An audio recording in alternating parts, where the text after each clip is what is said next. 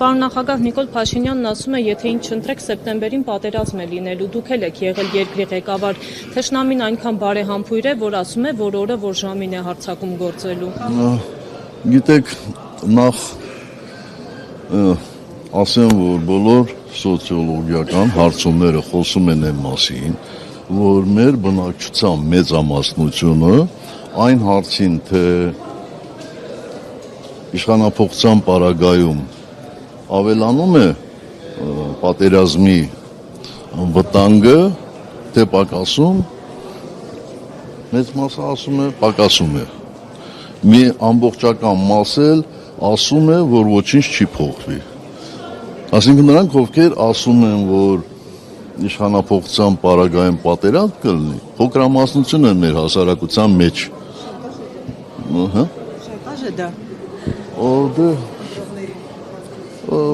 Դեք,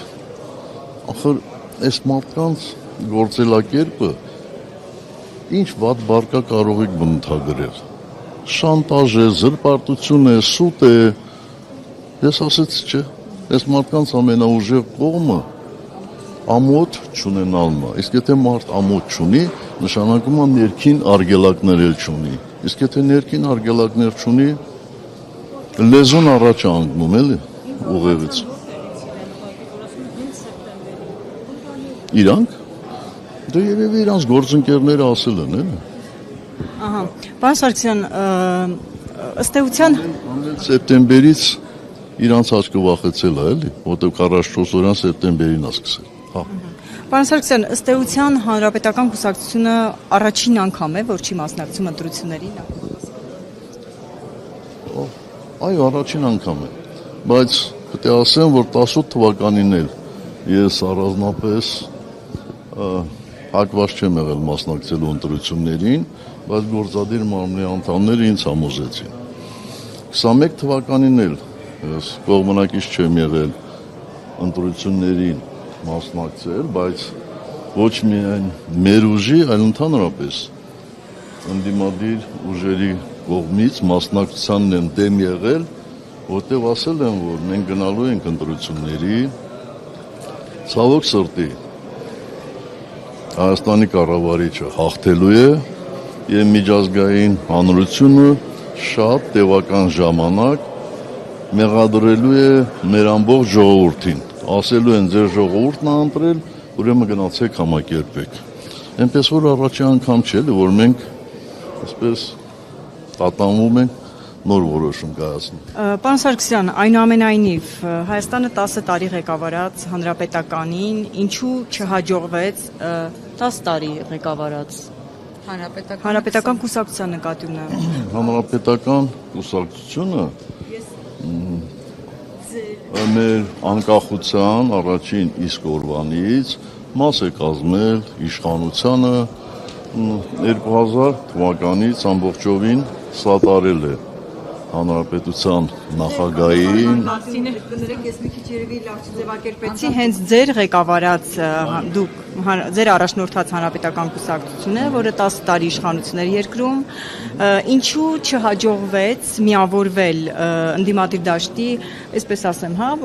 առաջատար դեմքերի հետ ընդդիմադիրների, խնդրում եմ մի քիչ ավելի մանրամասն ասել, արդյոք այս ամիսների ընթացքում բանակցություններ եղել են ընդդիմադիր դաշտի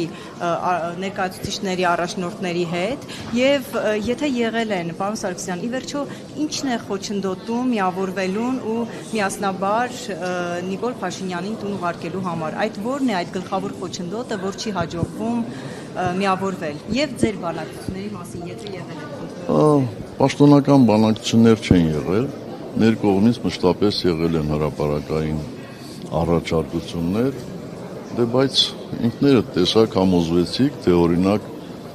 գործող վարչապետին անվստահության հայտնելու process-ը ինչքան երկարաձգվեց, ինչպես եղավ մինչև հիմա էլ ձգվում է, բայց կարծում եմ, որ նաև ընդդիմության մի մասն է, այսպես ասեմ, ուշադիր լսել իշխանություններին, համոզվել, որ մեր ժողովուրդը կատեգորիկ դեմ է նախկիններին, առաջին հերթին մեզ, միգուցե դրա համար իրանք խուսափել են գնալ պայքարի, կարող է իրենք այլ հաշվարկներ ունեն, կարող է իրենց թվում է, թե ընտրություններում կարող են հաղթել եւ այդ ճանապարհը իրանց համար ավելի նախընտրելի է, որտեղ ամենասահմանադրական եղանակը իհարկե ընտրություններով հաղթելն է, բայց ես կարծիք ունեմ, որ դա ճիշտ ճանապարհ չի, եւ ինչպես իմ զեկույցում ասեցի, իմպիչմենտը որևէ պարագայում չի կարելի հակադրել ընտրություններին։ Եթե նույնիսկ մի շաբաթ առաջ հաջողվի անվստահությունը հայտնել, այդ նշանակում է միևնույն է բոլոր պարագաներում ամսի 7-ին պետք է ընտրություններ լինեն եւ այն ժամանակ այդ ընտրությունները կլինեն շատ ավելի արդար եւ գոնե նախընտրական փուլի այս բոլոր զեղծահարությունները չեն ազդի ընտրությունների արդյունքի վրա։ Պարոն Սարգսյան, ամեն դեպքում դուք ձեր այս մի հարցն էլ սիրելի գործընկերներ ու կավարտեմ, դուք ձեր ելույթի տեքստում նշեցիք, որ այսպես ուղիղ չկարողանա մեջբերել, որ դուք ձեր ցույց տվեցիք, որ ձեր սեփական ամբիցիաներից հակուսակցությունը վեր է եւ ազգի շահերն է գնահատել ու չի առաջադրվում, իսկ հնարավոր է, որ հանրապետականում իսկապես որ 10 տարի կառավարման փորձ ունեիք դուք, հաշվարկել եք եւ հասկացել եք, որ եթե մասնակցեք ընտրություններին, ուղղակի նվազագույն շեմն էլ չեք հաղթահարելու եւ ափսոս է այդ ռեսուրսը դնել ու մի խոսքով չհաղթել։ Ոչինչ։ Ներողություն, որ Սամվել Կարապետյանը ընդդիմադիր դաշտը լավագույն միավորող տեխնացուն է, ինչպես ասել էր առաջին նախագահը, գուցե էլի այսպես չկարողացա մեջբերել։ Չէ, նորմալ ես հասկացա ձեզ, ուզում եմ ասել, ոչինչ չի կարելի բացառել եւ մենք երբ որ քննարկում էինք, բազում տարբերակներ կային, այո, որ մեզ կարող էին ոչնդոտել, ընդհանուր միջև մարդկանց խափամամիջոց փոխվել, ովքեր ցուցակում կլինեն, ովքեր առաջին շարքերում կլինեն, բայց բոլոր ուսումնասիրությունները խոսում են այն մասին, իսկ ես խոսում եմ այն ուսումնասիրությունների մասին, որը մեզ հնարավորություն տվեց մինչև 21 թվականի ընտրությունները հայտարարել թող ինչքան քվեա տանելու, մեզ հնարավորություն տվեց կանխատեսելու Գյումրիի եւ Էջմիածնի ընտրությունները, այսինքն հավաստի եւ եթե չեմ սխալվում նախորդ շաբաթ ընտրությունների արդյունքները, այսպես ասեմ, ոնց ասենք, պրեզենտացիա արվեց մեր կուսակցությունում եւ բոլորը տեսան, թե մենք նախորդ շաբաթ ինչ հնարավորություն ունենք, ինչ ռեյտինգ ունենք եւ դա մեզ թույլ էր տալիս շատ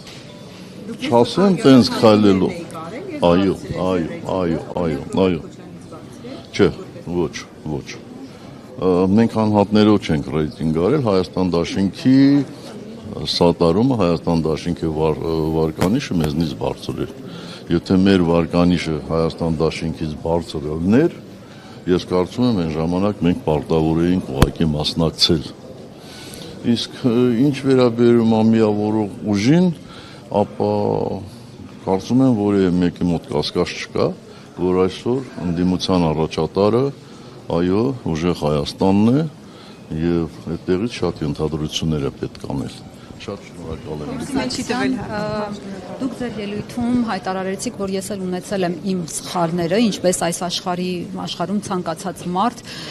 Դուք ձեզ հարց տվել եք, որն է եղել ձեր ամենամեծ սխալը, որի պատճառով ձեզ մերժեցին ու դրանից հետո անգամ Փաշինյանի բերած ավերներից, պատերազմից հետո վերադարձ ձեզ չեղավ այն ամենը։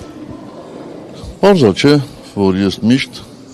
այս 8 տարիների ընթացքում ինքս ինձ հարցրել եմ, բայց եկեք պայմանավորվենք, որ հիմա այդ հարցին չպատասխանեմ, ես չեմ բացառում, որ տեսանելի ապագայում, այսինքն իմ հրաժարականի օրը ես մի հոդված կհրապարակեմ, որտեղ այդ մասին կխոսեմ։ Որովհետև այդեն հարցն է, որ գրավոր խոսք է սիրում, էլի։ Մի անգամ գրես, մտածես, փոխես, դզես, ուղես, որ մնա միշտ։ Շնորհակալ եմ։ Բայց քանի որ Հարության ավետիստ րոպեներանց լինելու եկեղեցիներում ջրակալույցի պատարակն է ավարտվում պետության հարության համար ինչ 3 կարևոր այսպես բաղադրիչ կա, որ այսօր պակասում է, ինչ պետք է անի ընդդիմությունը ձեր այս փորձառու տարիների, որ հերվից նայում եք։ Միջև վերջ պետք է նվիրվի այն սուրբ գործին, որը տանելու է առաջ, որը երկրում իշխանափոխություն է անելու։ Դրանից առավել կարևոր ոչինչ չկա։